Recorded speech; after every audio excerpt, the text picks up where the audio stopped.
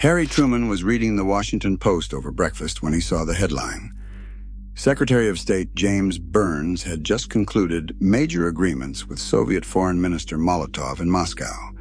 They included a new framework for atomic energy control, concessions on Eastern Europe, and changes to occupation policy in Japan. Truman set down his coffee. His hands were shaking. He was the President of the United States, and he was learning about American foreign policy from the newspaper. His Secretary of State had not consulted him, had not briefed him, had not even bothered to call. James Byrnes was not just overstepping. He was erasing the president. To Byrnes, Truman was not the leader of the free world. He was a temporary occupant of a seat that belonged to someone else. To understand why Byrnes believed he could get away with it, you have to go back to a single moment in July 1944. James Francis Byrnes didn't just resent Harry Truman.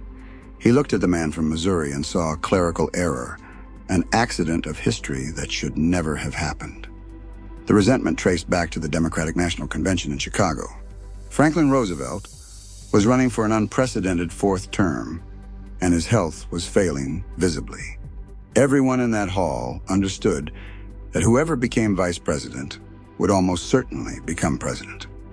Byrnes was Roosevelt's director of war mobilization. The press called him the assistant president. He had managed the entire American war economy, delivered South Carolina for Roosevelt in every election since 1932, and traveled to Yalta at Roosevelt's side. Most importantly, Roosevelt had promised him the job. Harry Truman was nobody. That's what everyone at the convention thought. Truman was a senator from Missouri who had run a committee investigating war production.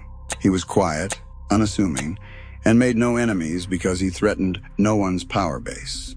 Party bosses wanted someone inoffensive, a palate cleanser after Roosevelt's grandiosity. When the party bosses checked with the labor unions, the answer was a death sentence for Byrnes' career. Roosevelt's standing order, clear it with Sidney, meant that if the unions didn't want Byrnes, Byrnes was finished. Sidney Hillman, head of the Congress of Industrial Organizations, had effectively vetoed the man who believed he was next in line for the most powerful office in the world. Roosevelt gave in without a fight. He wrote a note saying he would be happy with either Truman or William Douglas. Byrnes found out he had been dropped when a reporter asked for his reaction to being passed over. On July 21, 1944, the convention nominated Truman. Byrnes sat alone in his hotel room listening to the cheers from the convention floor. They weren't just for Truman.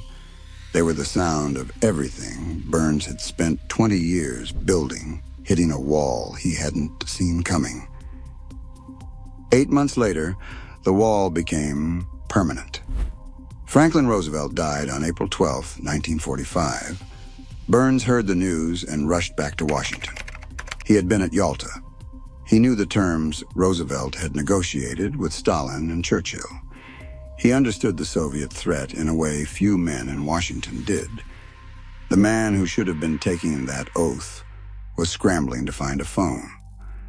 The man actually taking it was a former haberdasher from Missouri who had been vice president for 82 days and had met with Roosevelt exactly twice. Byrnes told himself Truman would need him. He had been Truman's mentor in the Senate years ago. The master advising the apprentice, even if the apprentice now sat in the Oval Office. Truman offered Byrnes the position of the Secretary of State in July 1945. Byrnes accepted not to serve Truman, but because he believed he was the real architect of American foreign policy. Truman was just the man who signed the papers. The months that followed were a careful performance. Byrnes managed major negotiations, and Truman deferred to his experience. To the outside world, it looked like a functioning partnership. Then came December 1945, the Moscow Conference of Foreign Ministers. Byrnes traveled to Moscow to negotiate atomic energy control, Japan occupation policy, and recognition of governments in Eastern Europe. Before leaving, he assured Truman he would seek presidential approval for major decisions. For 2 weeks in Moscow, the most important phone in the world never rang. Byrnes conceded American positions on atomic energy cooperation, formally accepted Soviet-backed governments in Romania and Bulgaria, and modified occupation policy in Japan, all without a single call to the president. He wasn't negotiating for America. He was negotiating for the history books. And that is why Truman was reading about his own foreign policy over breakfast. When Byrnes returned from Moscow, Truman summoned him to the presidential yacht, USS Williamsburg, anchored in the Potomac on a gray January morning in 1946. Truman wasn't shouting when Byrnes arrived. He was sitting in the main cabin with a stillness that had nothing to do with calm. A stack of newspapers sat on the table between them. Byrnes began his briefing. Truman cut him off. He told Byrnes he had been reading about the Moscow conference in the newspapers. His voice was quiet, dangerously quiet. Byrnes tried to explain that communication had been difficult, that the time difference made coordination challenging, that he had acted in America's best interest. Truman picked up one of the papers, read the headline about recognizing the Romanian government aloud, and asked Byrnes when he had planned to tell the president. Byrnes said he was telling him now. Truman's response was measured and final. He told Byrnes plainly that he would not have appointed him if he had thought Byrnes would assume the prerogatives of the president. The meeting lasted 2 hours. Byrnes left believing he had survived it. He hadn't understood yet what Truman had already decided. For the next year, Byrnes appeared to comply. He sent more cables, held more briefings, and consulted Truman before announcing positions publicly. But he hadn't changed. He had just gotten better at managing appearances.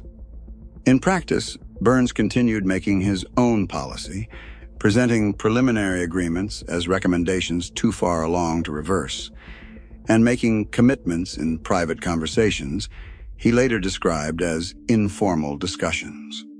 When Truman pushed for a harder line against Soviet expansion, Byrnes quietly softened that position in actual negotiations. Career diplomats in the State Department began sending Truman private reports. Foreign governments were confused about whether Byrnes or Truman spoke for America. The Soviets were watching the division carefully and using it. Stalin had made his intentions unmistakably clear by 1946.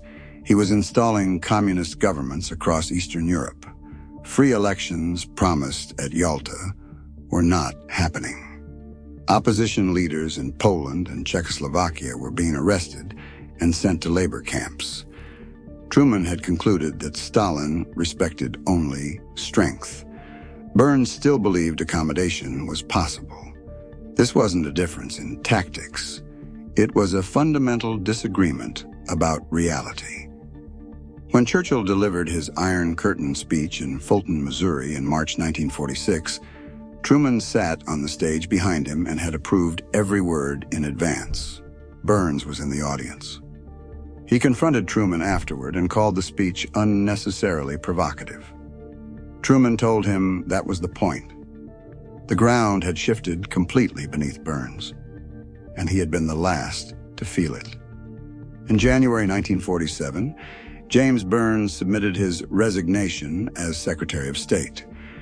The letter cited failing health, the standard Washington exit for a man who had been outmaneuvered.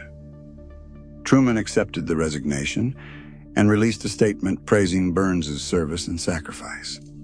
It was a final diplomatic courtesy. But as Byrnes walked out of the State Department for the last time, the era of the assistant president was over. The replacement was George C. Marshall, the man who had commanded American forces throughout World War II and was the most respected military figure in the country. Marshall understood chain of command. Marshall would execute Truman's policy, not his own. Within months, Marshall announced the European Recovery Program.